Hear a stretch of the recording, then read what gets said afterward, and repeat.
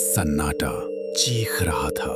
गहन अंधेरे में पुरानी हवेली की दीवारें मानो सिसक रही थीं। रात के 12 बजे थे और ठंडी हवा में खून की बू थी। हवेली के मुख्य द्वार के पास एक शरीर बेजान पड़ा था। उसका चेहरा मृत्यु की भयावहता में जम गया था। आंखें खुली जैसे वो अभी भी उस भय को देख रही हों जिसने उसकी सांसें छीन ली थीं।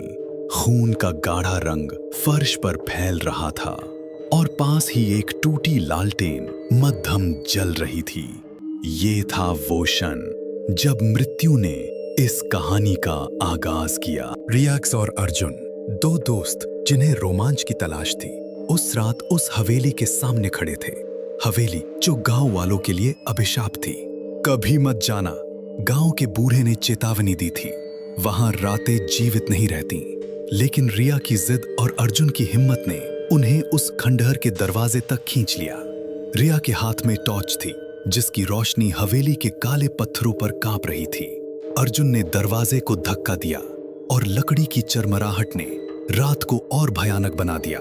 रिया, तुझे सचमुच लगता है ये जगह सुरक्षित है? अर्जुन ने पूछा। उसकी आवाज में हल्की कंपकंपी थी। सुरक्षित? अर्जुन, रोमांच सुरक्षित नहीं होता, रिया ने मुस्कुराते हुए कहा। लेकिन उसकी आंखों में भी एक अनजाना डर था। दरवाजा खुला और अंदर का अंधेरा मानो उन्हें निगलने को तैयार था। हवेली की हवा ठंडी थी जैसे किसी मृत आत्मा का स्पर्श।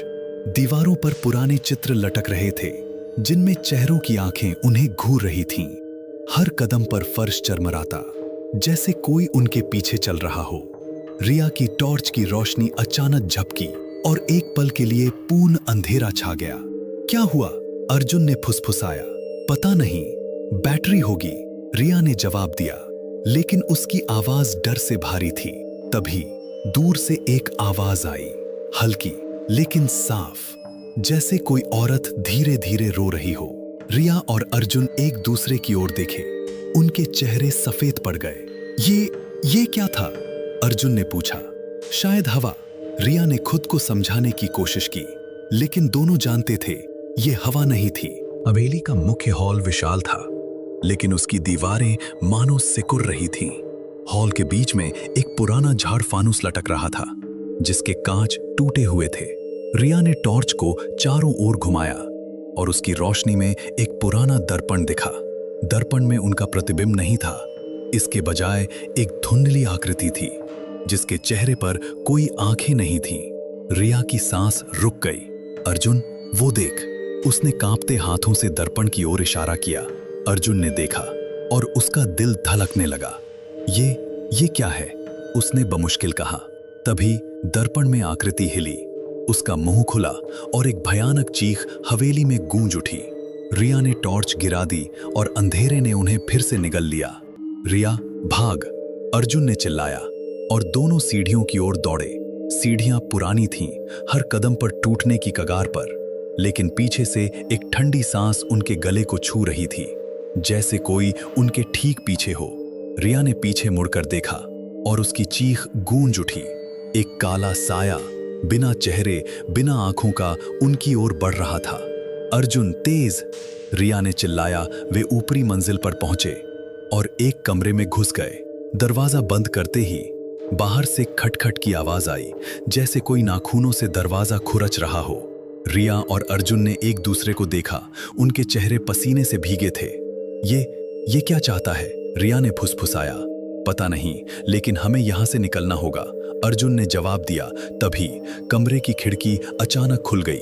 ठंडी हवा के साथ एक और आवाज आई। रिया, यह एक औरत की आवाज थी, लेकिन इतनी ठंडी कि उनके रोंगटे खड़े हो गए। कमरे में एक पुराना बक्सा था जिसके ऊपर धूल की मोटी परत जमी थी। रिया ने उसे खोला और अंदर एक डायरी थी। डायरी के पन्ने पीले पड़ चुके थे और उनमें खून के धब्बे थे। रिया ने कांपते हाथों से डायरी खोली। पहला पन्ना पढ़ते ही उसका चेहरा और सफेद पड़ गया। ये हवेली किसी औरत की थी, रिया ने कहा। उसका नाम था माया। गांव वालों ने उसे चुड़ैल समझकर जला दिया था, लेकिन उसने मरते वक्त शाप दिया था कि जो भी इस हवेली में कदम रखेगा वो उसकी आत्मा का शिकार बनेगा। अर्जुन ने डायरी छीनकर पढ़ा। यहाँ लिखा है, उसकी आत्मा तब तक नहीं छोड़ेगी जब तक उसे उसका खून नहीं मिलता। खून? रिया ने डर से पूछा। तभी दरवाजा जोर से हिला। बाहर से खुरचने की आवाज तेज हो गई।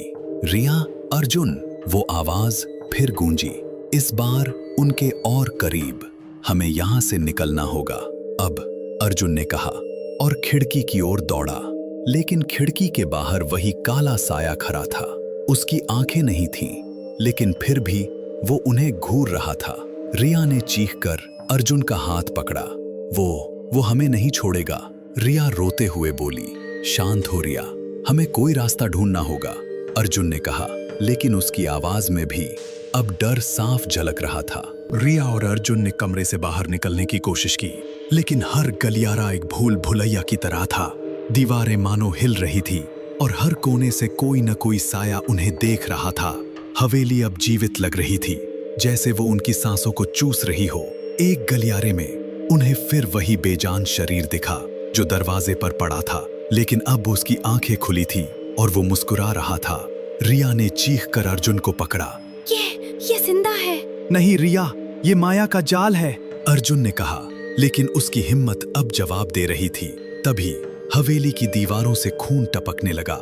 हर बूंद के साथ एक हंसी गूंज रही थी जो उनके कानों को चीर रही थी। रिया और अर्जुन भागे, लेकिन हर दरवाजा उन्हें उसी हॉल में ले आया जहां वो दर्पण था। दर्पण अब और बड़ा लग रहा था और उसमें माया की आकृति साफ दिख रही थी। तुम मेरे हो, माया की आवाज हवेली में गूंजी। रिया ने अर्जुन का हाथ छोड़ दिया।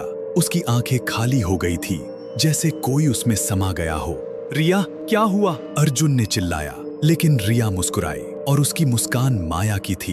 अब तुम मेरे हो अर्जुन, उसने कहा और उसकी आवाज में माया की ठंडक थी। अर्जुन ने पीछे हटने की कोशिश की, लेकिन हवेली की दीवारें अब और करीब आ रही थी। रिया, या जो अब रिया नहीं थी, उसकी ओर बढ़ रही थी। उसकी आंखों में अब माया की क्रूरता थी।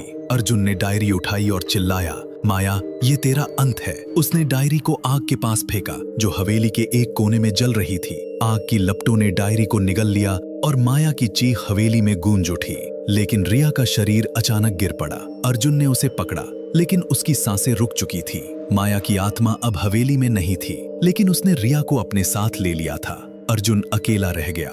हवेली अब शांत थी, लेकिन उस शांति में भी मृत्यु की गंध थी। वो बाहर निकला, लेकिन उसकी आंखों में अब वही खालीपन था जो माया की आंखों में था। गांव वालों ने उसे देखा, लेकिन कोई पास नहीं आया। गांव में अब एक नई कहानी चल रही थी। हवेली अब भी खड़ी थी और हर रात वहां से एक औरत की हंसी सुनाई देती थी।